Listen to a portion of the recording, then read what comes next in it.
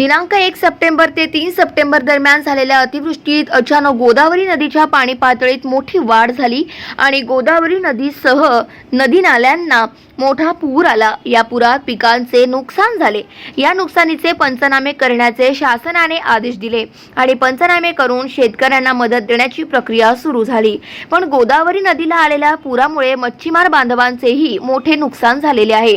गावखेड्यात राहणारा मच्छीमार समाज आपली उपजीविका मासेमारी करून भागवतो। त्यांचे जीवन अत्यंत हलाखीचे असून या पुरामुळे मच्छीमार बांधव पूर्णपणे उद्ध्वस्त झाला आहे।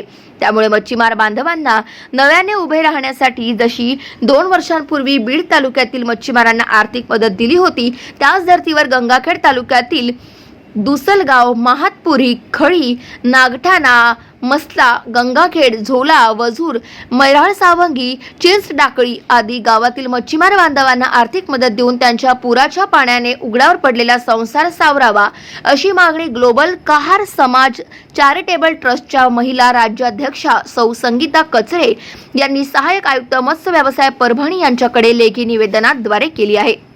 निवेदनावर सोपान कचरे, यशोदा गहिरे, मुक्ता बिजले, मुंजाभाऊ गव्हाणे, विठ्ठल भुंगासे, शोभा कचरे, देवमन कचरे आदी मच्छीमार महिला पुरुषांच्या स्वाक्षऱ्या आहे।